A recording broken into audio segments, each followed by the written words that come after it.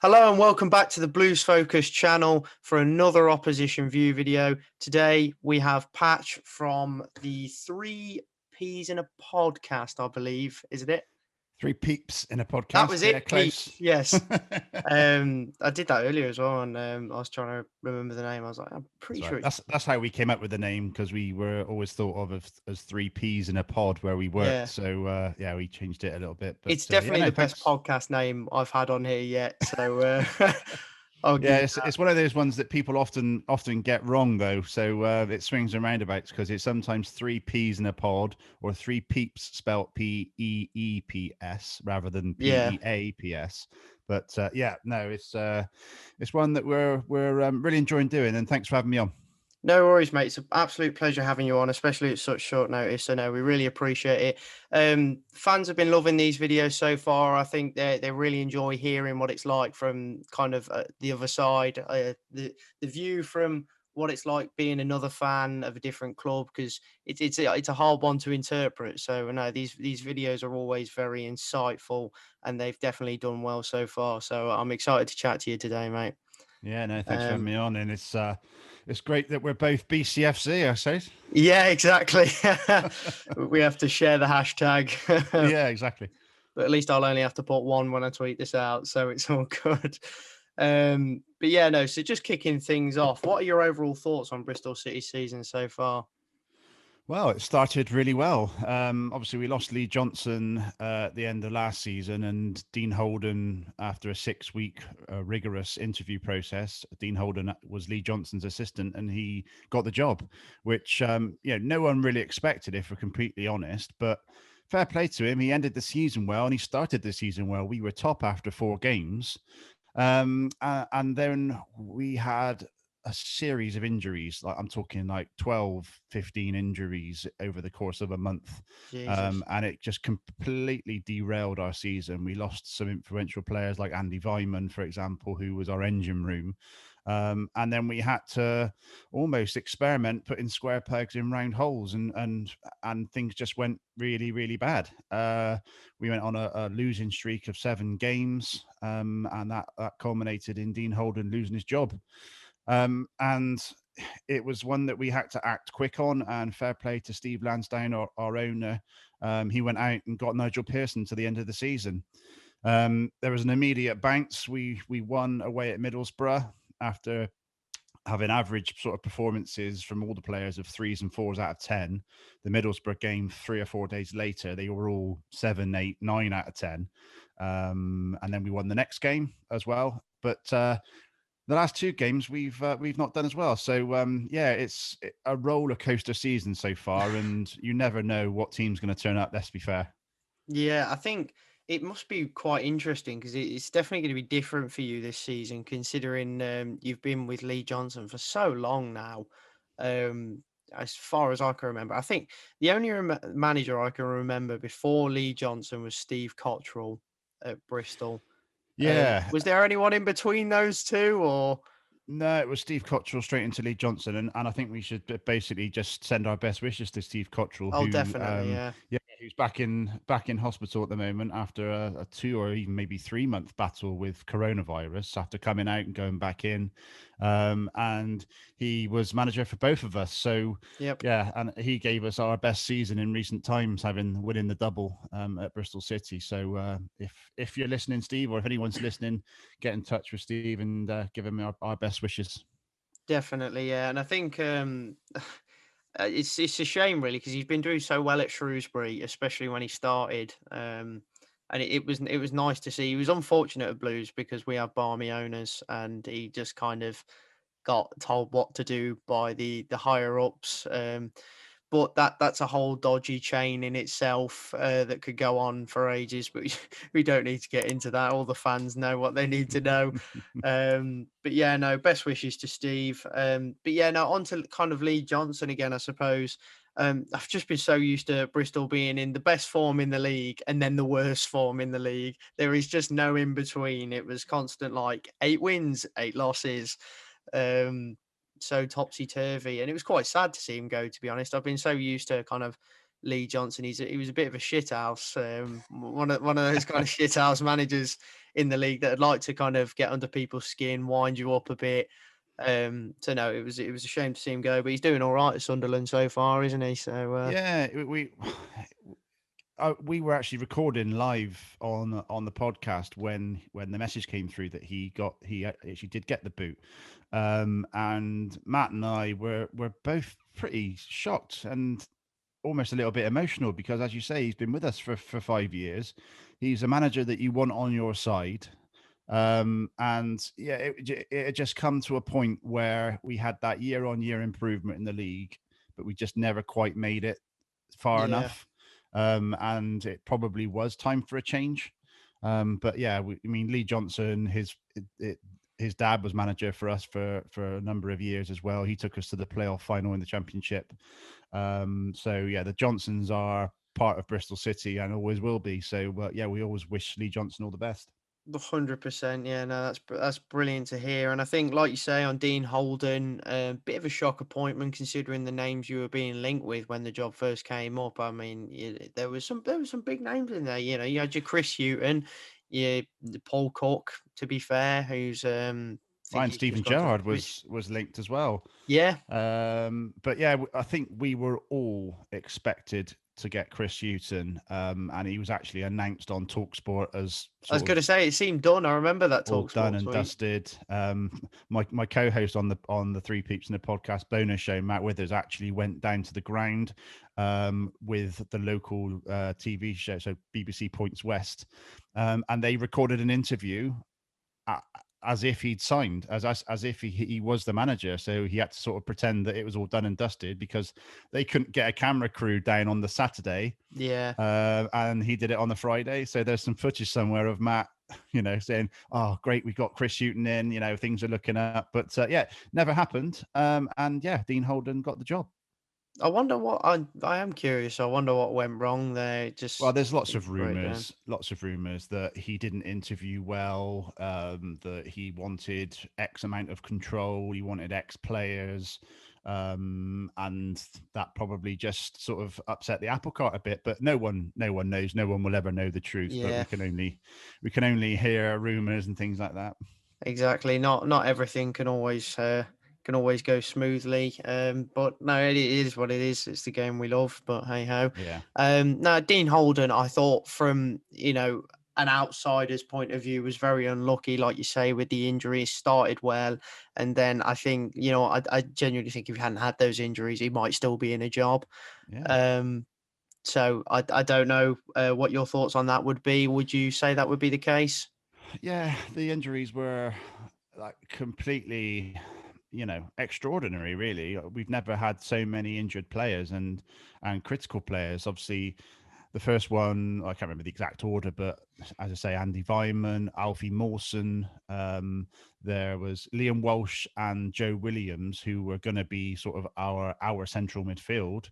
We haven't seen Liam Walsh all season since he came back from Coventry on loan, being like player of the year and all sorts for them. And Joe Williams came back eventually after about 6 months and played 2 games, and then now he's out again. I think probably for the rest of the season. But Flipping out. yeah, we have had so many injuries, and as you say, who knows if we hadn't had quite as many, that Dean Holden may still be in the job, and it's one that you can never predict. But you have to think that now with Nigel Pearson on board, we've got that pedigree and that signal of intent that we're here to progress and move on. 100%. Definitely. And I think with Nigel Pearson, I still think, there's Premier League quality in him, lower Premier League.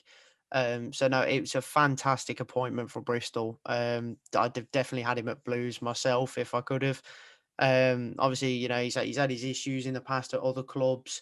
I thought he was really, really unfortunate at Watford, to be honest. I think if they kept him on, they'd have stayed up. Um, but But he set the tone at Leicester as well, didn't he? Before they won the exactly. Premier League. Getting them up.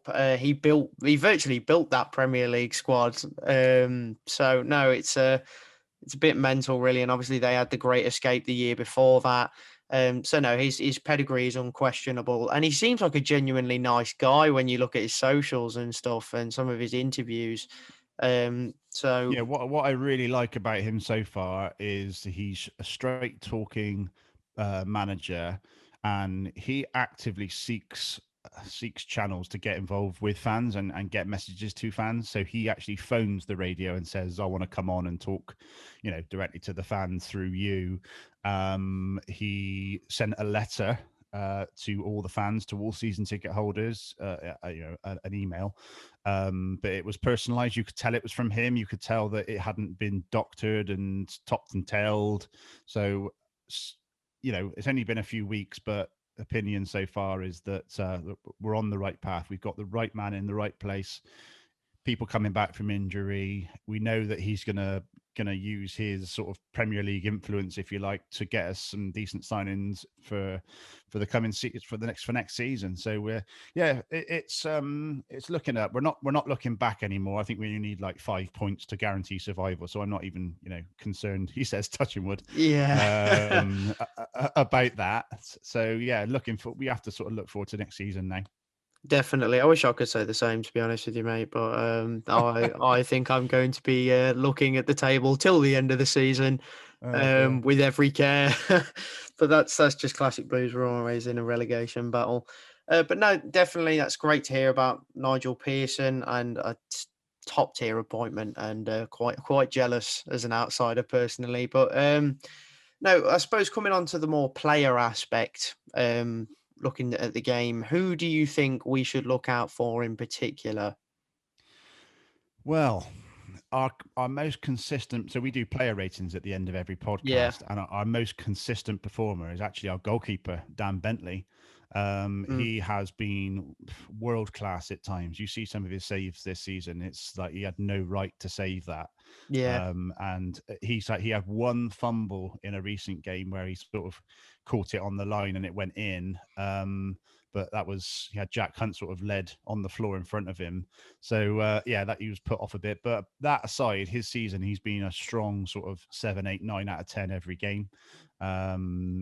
Callas at the back, Thomas Callas, our Yeah. captain, Czech Republic international. He's always very solid. And then sort of going through the spine of the team, our midfield has been up and down. We've had some standout performances from a young lad called Tyreek Backinson, Yeah. who's started the season like Patrick Vieira. Then he got then he got COVID and never really got back to that level of form until recently when he played really well up at Middlesbrough. And then in the next game he dipped again. So who's to say there's some sort of long COVID going on there? But he has got so much promise. I'm really excited to see how he develops in the coming seasons, hopefully with us. And then Yeah. up top, you've got Fami Famara Zizou, Oh, I hate him. who is he's been our striker now for a good few years and is a guaranteed 15 goals a season at least. But he's out of contract in the summer, so it remains to be seen whether he stays or whether he goes. I hope he stays because he's become Mr. Bristol City in that squad, and we can always rely on him to get a goal when we need it. And Naki Wells alongside him, he's someone who's been in the Championship scoring goals for fun, but just hasn't quite hit the road with us. Maybe he's been played out of position quite a few times. So he's sometimes out wide. We've been playing like a 3 instead of a 2. But when we play a 2 and it's just Zizou and Wells up top, or it was Martin and Wells earlier in the season as well, he seems to get much more joy. And if the ball falls to him in the box and he's got a meter space around him, he will shoot on target 9 times out of 10. So there's lots of players to look out for, but that's the ones I would pick. Definitely. I think with the Dan Bentley one, I completely agree. It's David, but is it David Bentley or Dan Bentley? Dan. Dan thought so. Yeah, no, I remember when we played you away earlier on in the season, and he pulled off this mental save, and I think it was from a Jeremy Bella effort. And it was still 0-0 at this point, and we were absolutely plastering the goal, but he was not letting anything in. And then eventually, late on, we managed to get through, and Harley Dean securing the 3 points with a big slab header. Yeah, no, that was nice, a rare win.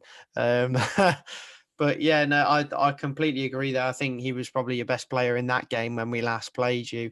Um, but Jeju, however, has a knack of scoring against Birmingham City, particularly at our place. So would I be that surprised if Jeju scored? No, what not at all.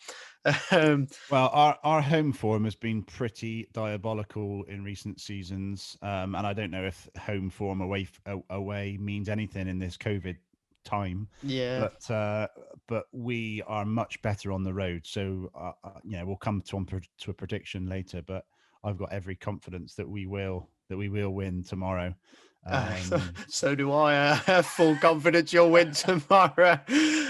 Considering you talk about home form, we have the worst home form in the league, statistically at Well, the moment. we've got to be second or third, I I was going to reckon. say, I'm sure you're just above us. So yeah, no, we definitely make you look a bit better in that sense. But we've been solid away from home. I saw a crazy stat the other day actually, that we haven't. I think we've lost the fewest amount of games away from home. We don't have the best away form, but we've lost like I think the second fewest away games this Wow. season. So no, unfortunately, we're not playing away tomorrow, but I do wish we were every game. So yeah, but it is what it is. And I think the only thing you can really say nowadays about home and away is pitch sizes. But even then, it's kind of clutching at straws a bit. Yeah, I Um, mean, most pitches are pretty good these days. Ours You know is that. not, as you'll see. Oh, really? Okay. And we Yeah. went to play a game at Derby as well, and the pitch was awful. Um, I remember that one quite well. But that aside, all the pitches generally look pretty good. I mean, ours is like a carpet.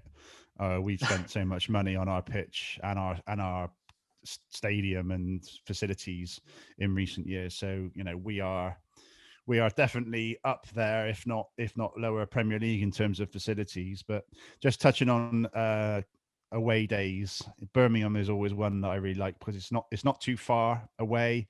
There's some really good pubs. We always end up at the mailbox. Oh yeah. Before and probably after, and actually always go up to the Cube as well, up to the Marco Pierre White's, and you've got Yeah. that lovely cocktail bar, and there's some great views of Birmingham from up there. So yeah, it's one that I'm really gutted that is not allowing fans, because Birmingham away, Villa away, is always great because we're just up the road, really, isn't it, for us? Yeah, exactly. It's not too far, and you tend to win anyway. So it's I'm sure it's a nice trip. But in fairness, I don't mind going to Bristol. It's a beautiful stadium. I really like how Ashton Gate has developed over the years since Yeah. it's been done up. It's just quite. I don't know. I think the whole kind of structure of it, everything bar maybe the away end itself, is quite nice. The away end's probably the only outdated, I suppose, bit Well, of I can remember being almost 40. I can remember when the Atio stand, which is the away end at the moment, yeah. wasn't there, and it was just a a terrace. And when that was built, it was brand new. I don't know when that was now, probably 20, 25 years, maybe even more than that. But there is sort of a plan afoot, is the rumor that it will be redeveloped at some point to be more in keeping with the rest of the stadium. But I think we probably will wait until we're sort of established top championship, if not lower Yeah, Premier League, before that happens, because we got 27,000 capacity now. So I mean, that's certainly enough for a top half championship club, I'd say. 100%. Yeah, no, definitely. I think it's just nice ground in general. Decent place as well. I don't mind Bristol whenever I've been. But I suppose kind of, you mentioned memories of Birmingham away and stuff. What is your favourite memory on playing Blues?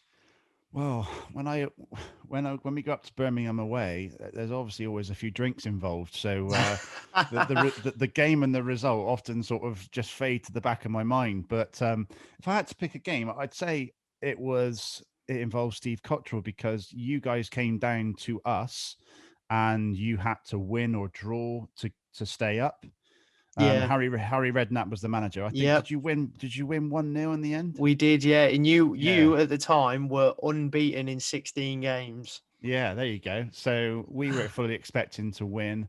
But the memory for me was that, the away end was buzzing, we were buzzing, it was a great atmosphere.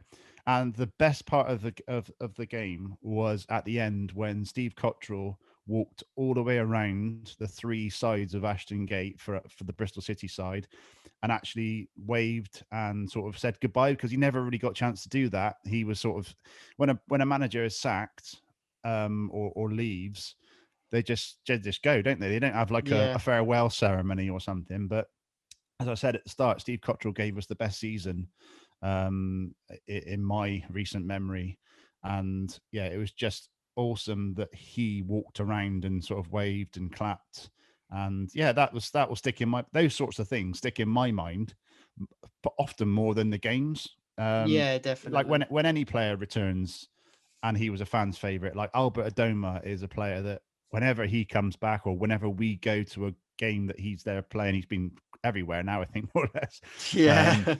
but he will always come across to the fans and like give his shirt or give his boots or something like that. And yeah, I get a massive kick out of getting ex players and ex managers back down. So yeah, it'd be great when Lee Johnson comes back, because we'll be able to do the same for him, I guess. Definitely, I think he will do at some point. To be honest, he's not far off. But yeah, no, I that was a great day. I Better love that day for day. you guys. Exactly. See, for me, that it was a tough one at the time because the away end had sold out. However, my dad had a mate who was a season ticket holder, but he was also a Blues fan. But he was a season ticket holder at Bristol through his company. Oh Um, wow. so we managed to get season tickets off Bristol season tickets off him, and then we went to the game, and I'm sat there dead quiet, not Yeah. moving a muscle, just keeping my calm, and then Che Adams scores, and I'm like, yeah, I want to Yeah, explode, I think but we've all done it. We've all been there. I remember Swansea away a couple of seasons ago, and we got our dates mixed up, and we couldn't make the game, but then we could. So the only way we could watch the game is to go hospitality in the Lee Trundle Lounge, oh which god, obviously you get seated in the Swansea end. yeah. So yeah, you sort of sit on your hands, and we actually scored. Andy Weimann scored after about 40 seconds. So we were literally sat there, and I was sat next to my mate, and we were just sort of bashing each other like that, just to get a little bit of emotion. Yeah, But that's yeah, no, literally it's what fun. I was doing. I was shaking my legs, and I think the Bristol fan next to me was looking at me like, "Are you okay?" and but no, I couldn't contain it, especially the last few minutes. It's like, come on, just hold on. And Bristol are literally plastering the goal, and I'm like, Mm, no, please don't, just stop. Um, yeah. and then Ryan shot and clears one off the line, and I'm like, thank you so much. um, but But yeah, the no, question is, would you have jumped up or stood up and clapped if we'd have scored? no, What was your plan? What was your no. plan for that? I'd have stayed sat down and miserable about it. To be honest, I feel Well, you like, risk you risk giving yourself away then, though, don't you? yeah, you do, but honestly, I'd much rather do that. I just would. I feel like it's not too bad if you don't celebrate, but if you do celebrate in, obviously the home end as an away fan, it's a lot worse, and I feel like a few heads would be rattled. So Yeah. it's a tough one to do, definitely. I mean, we had a Millwall fan come in the Blues home end once, and they celebrated when they went 1-0 up. That Oh went God. well. Yeah, I Um, bet. they were chased around the ground, and then they hid in one of the food stalls, and then the police were like guarding all around it, but Blues fans were not letting up. They were like, no, no, God. you've done this now, you're dead. If you're going to do it, you've got to respect. When like going back to that Lee Trundle Lounge, the Swansea away, they knew we were away fans. It said if you are an Yeah, away fan, no colours, respect, remember where you sat, and you've just got to do that. You've just got to respect it. exactly. It's just being sensible about it. But yeah, it's not recommended. Definitely not recommended, no, and particularly at some places anyway. But no, just coming back more onto your current season and stuff. Where do you think you'll actually finish this season? I can see us finishing more or less where we are now. Mid-table, sort of 11th, 12th. We are up and down. I think we will be for the rest of the season now because um, we've got players coming back, yes, but they aren't going to be rushing back now that we're not sort of almost playing for a playoff place. We're playing for establishing ourselves really. Yeah, We want to finish in the top half. We in the last 5 years we've had, apart from last season, we had season on season improvement in our league position, which sort of was always dangling that carrot. Right, okay, so we were eighth, now we're seventh. Six is next, and then it sort of was a bridge too far. But yeah, I mean, I would be happy with a top half finish at this stage in the season now, and next season you have to say is going to be the season. Hopefully, if we can get Nigel Pearson on board for next season, he's only on a short-term deal to the end of this season at the moment, so it'd be really important to keep hold of him, and then he can add a few knobs and whistles to the team. mm, So yeah, it's going to be an important close season for us, and with the situation we're in financially, obviously we've got the backing of Steve Lansdowne, but he's running the club in a sustainable way, so he's not going to go out and splash 15-20 million on a striker or something like that. precisely.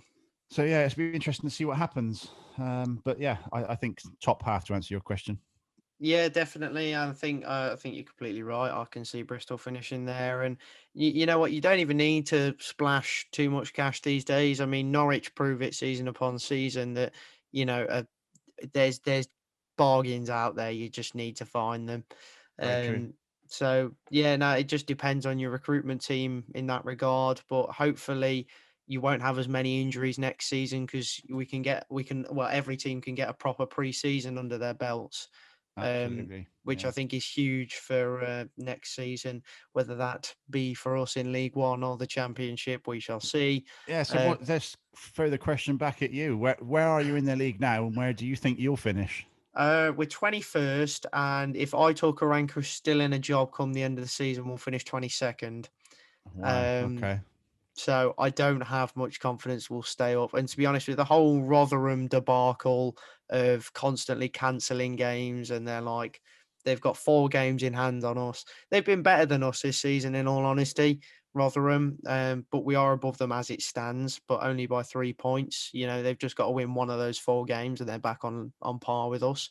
Um, and get a draw, and then they're above us, and we're back in the relegation zone. It's as simple as that. But I think Aitor Karanka made quite a interesting point the other day that although I'm not his biggest fan because some changes he's made recently with the system and stuff, but he did make a valid point of come the end of the season, Rotherham will eventually play their games when teams will already know where they're going to finish. So it's not going to matter as much, Very and true. Yeah. Very true. I do think that although people can say, that there'll still be an element of professionalism and stuff, it's still that regard of, oh, we've done our bit. This game doesn't really matter to us. Yeah, sometimes like that on the last day of the season because the players have sort of got one foot on the beach sometimes. But you Yeah, have to hope that sort of 3 or 4 games before the end and at that sort of time that they're still sort of playing for renewed contracts, playing for maintain because you get a certain amount of money for yeah. every position that you finish in. So yeah, I can see that for the end of the season, but you have to hope that they are playing to their fullest. And I, from a selfish point of view, I really hope you don't go down because it's such a great away day. Yeah, that's just another win taken away from you. But no, to be fair, it's weird because you always seem to win at St Andrews. We always win at Ashton Gate. It's just a Hand in strange hand. one. Exactly. We like to trade the 3 points most seasons. Yeah, So give each other a good day out. exactly. No, it's kind. BCFC shaking BCFC's hand. It is what it is. um, Absolutely. but yeah, no, I suppose finally your thoughts on us. I don't know whether you know where we're at this season entirely, but I suppose you can go off when you played us, I guess. But where do you see us Yeah, I kind mean, of? I sort of flash back to last season when you came down and you had Bellingham playing, and Yeah, he was absolutely sensational to watch. And I think he was one of a handful of players in the last sort of 4 or 5 years that that home fans have actually applauded off the pitch. yeah, Obviously I mean, what happened? I know he went to Dortmund, but did you get a good fee for him, and have you yeah. reinvested that or? 25 million we got for him. The reinvestment, however, not so great considering we needed a striker. Didn't get one.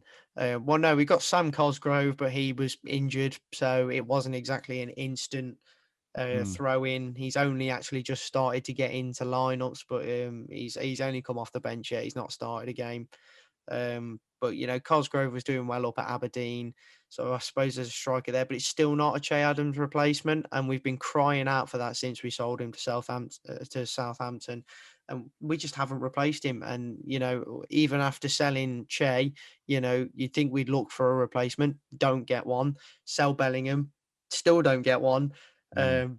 So no, I think the Bellingham money, to be honest, has kept us alive during the current predicament. So Yeah, yeah, but I think yeah. there's a I sell-on clause there as well. Great, and hopefully he gets picked in the England squad next week as well. Hopefully, But yeah, no, it's one of those strange ones. You wouldn't expect to see Birmingham down the bottom. But saying that, when Harry Redknapp and Steve Cottrell were there, they were down the bottom then. So it's a very strange one with Birmingham, because you always expect them to be at least a mid-table championship club, sort of vying for a playoff place. But yeah, hopefully it will turn around for you, and obviously say best of luck for the rest of the season, because I definitely want you to stay up for very selfish reasons, but also fellow BCFC, and now you've had me on the podcast, I think there's a relationship there. exactly, the BCFC relationship, we love it. And if we do stay up, I'll definitely have you back on next season. So Absolutely. yeah, don't worry.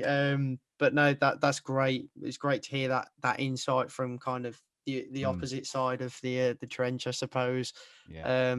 But I suppose finally, just what would your score prediction be? I know you're quite confident for tomorrow, so what would you go for? Yeah, I think we'll win 2-0. I think Juju and Wells to score, and yeah, we're due a good performance. So yeah, says that touching wood, but I think 2-0. Dan Bentley will pull off a few great saves in the first half, and then we'll push on and get two in the second half. Imagine if that actually is what happens.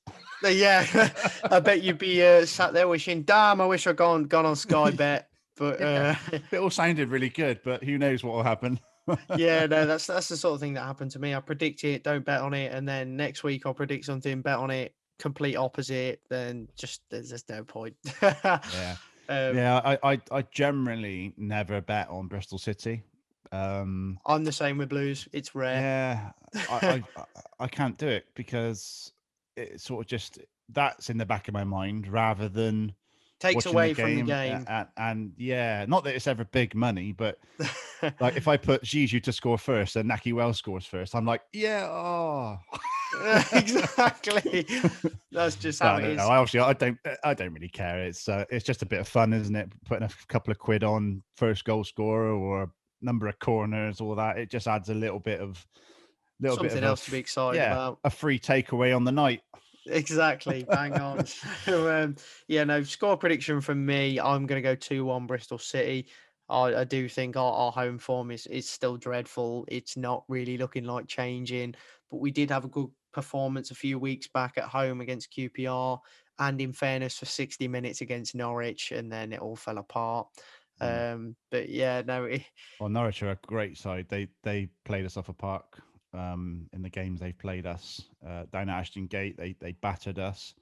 So yeah, I think they're sort of definitely going to go up.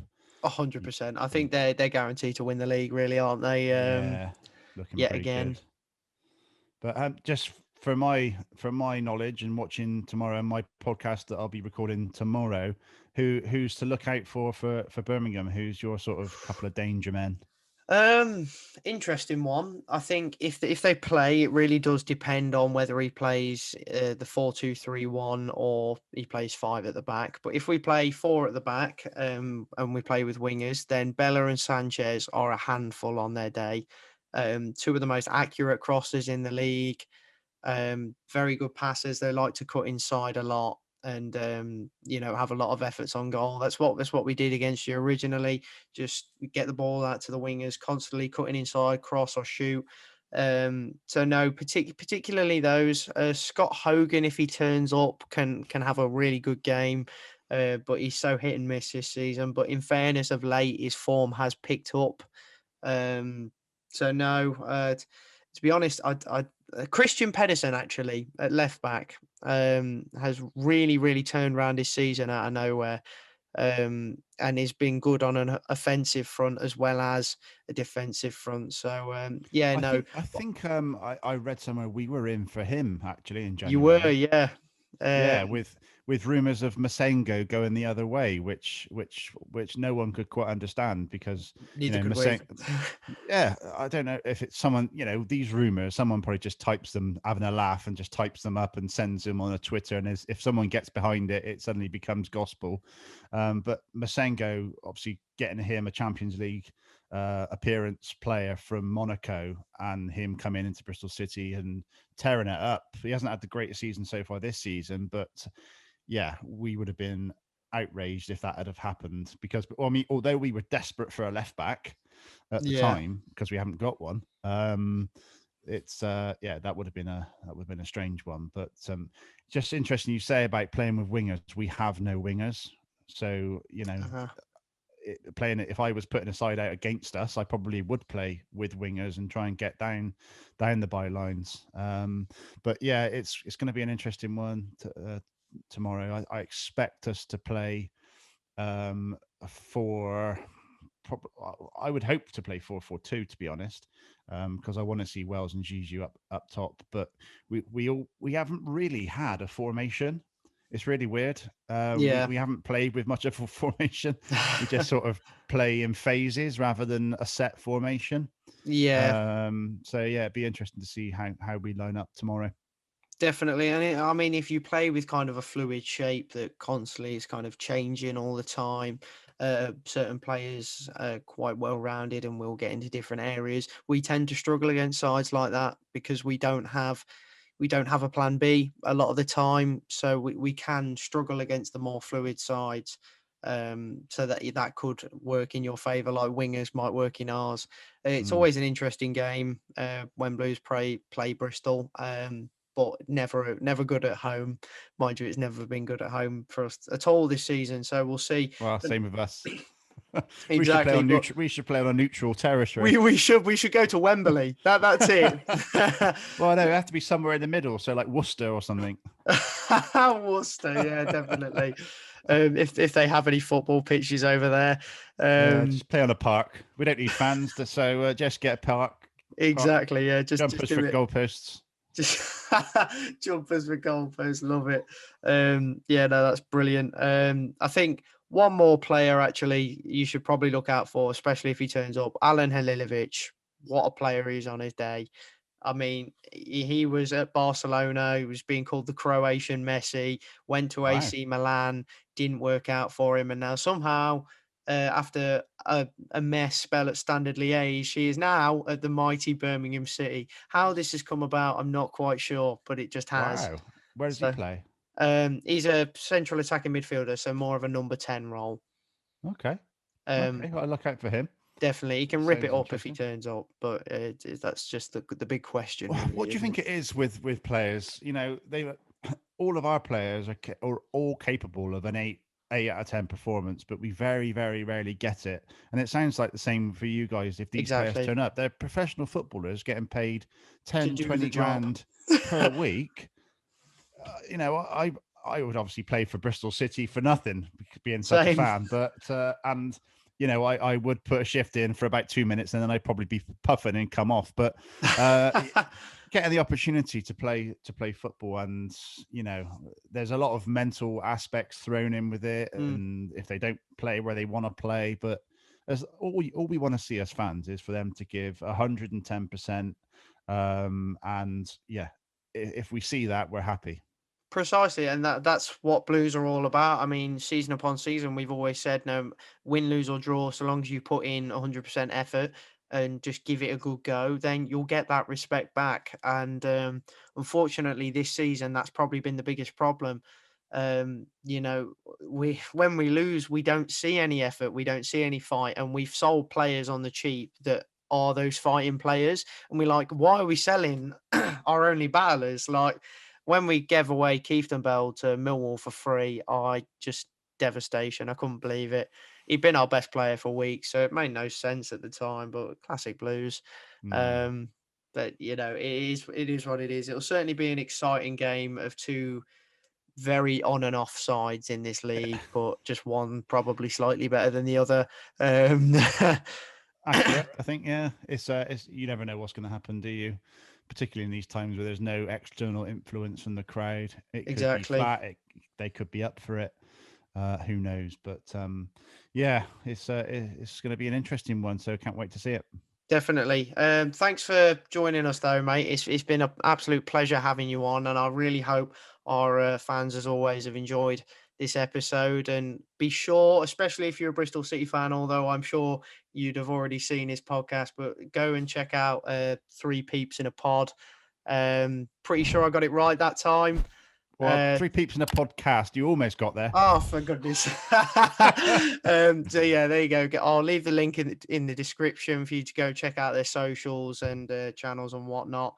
Highly recommend it, especially with the Robbins podcast you do as well. What was Yeah, that one so called? as I said to you just before we start recording, we started this our main podcast back in 2015. So Three Peeps in a Podcast, Yep. and then about a year ago, so as regular contributors to Radio Bristol, we would go on and give our post match reaction. And on this particular evening, there was injury time or something, and they had to go off air at 10.